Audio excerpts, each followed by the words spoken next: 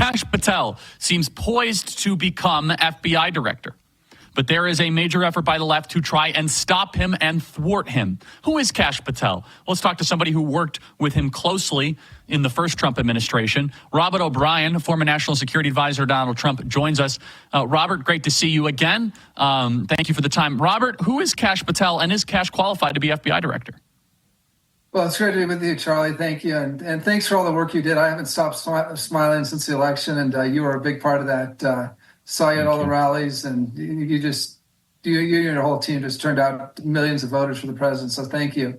And that led to Kash Patel being nominated as FBI director. And so, I want to. There's a character of Kash Patel that the left has tried to portray, which just isn't true. And I can tell you, Kash worked for me. He was my senior director for counterterrorism at the National Security Council for 2 years.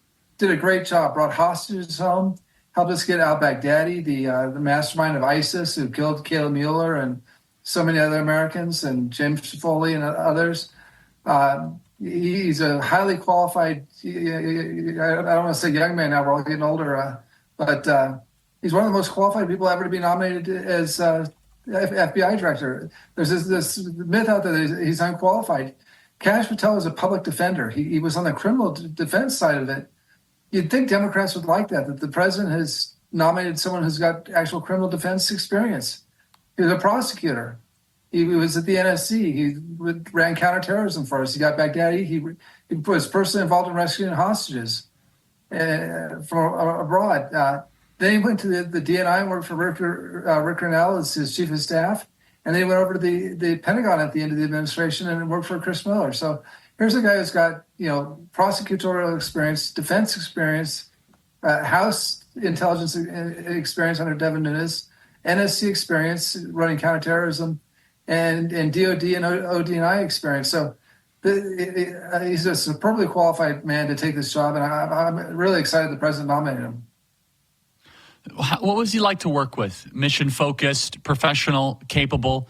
Describe more about some of the intimate dealings with Kash Patel. It's all those things, Charlie, but let me tell you a story that not all people don't know, and Kash wouldn't tell it because he's too modest.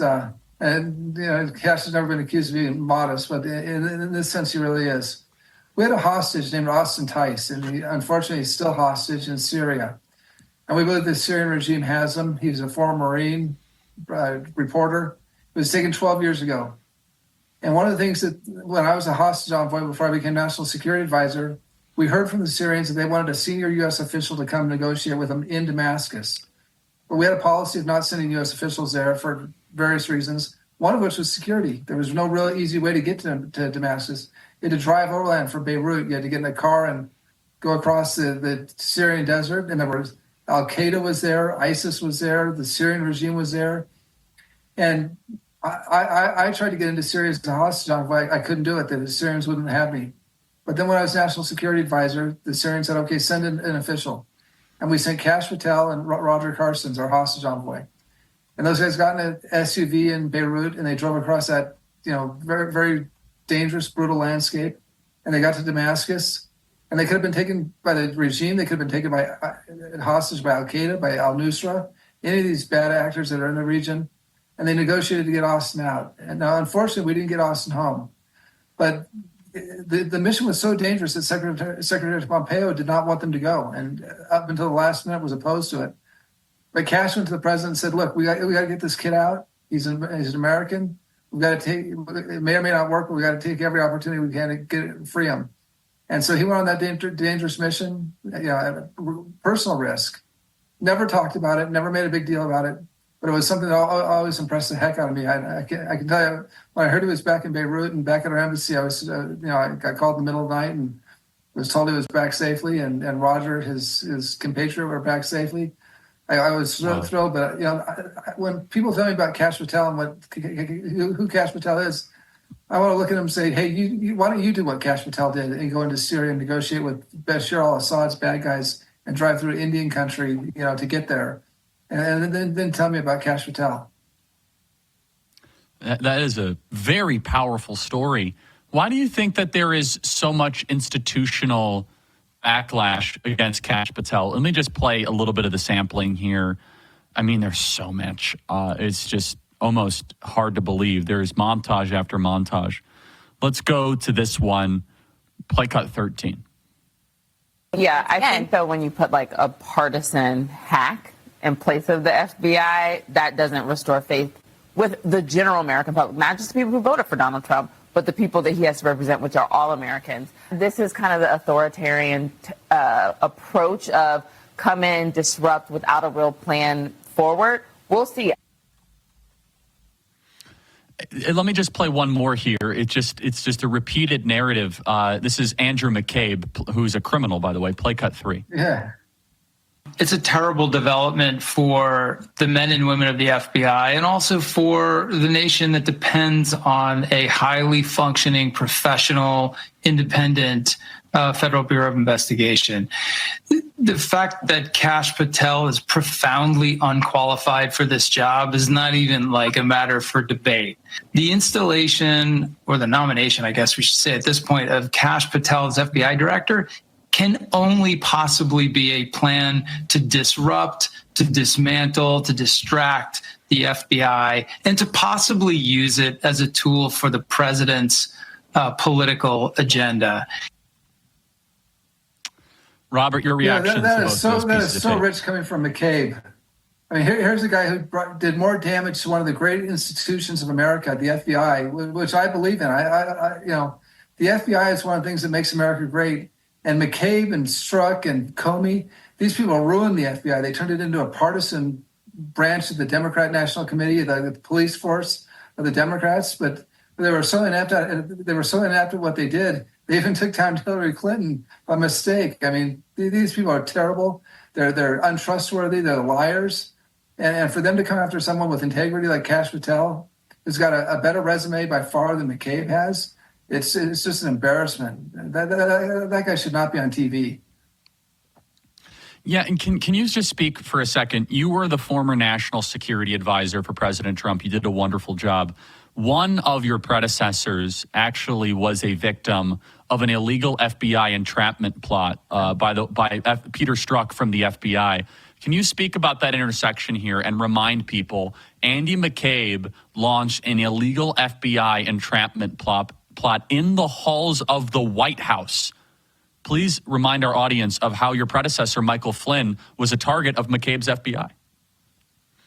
Yeah, so I was at the State Department at that time as a hostage envoy. I was not at the NSC, but what happened is they sent FBI agents over, and General Flynn's a patriot, and you're the national security advisor. You think the FBI is coming over to brief you, and I think they used the subterfuge of it being a briefing for Flynn. So he went and met with these agents. They entrapped him.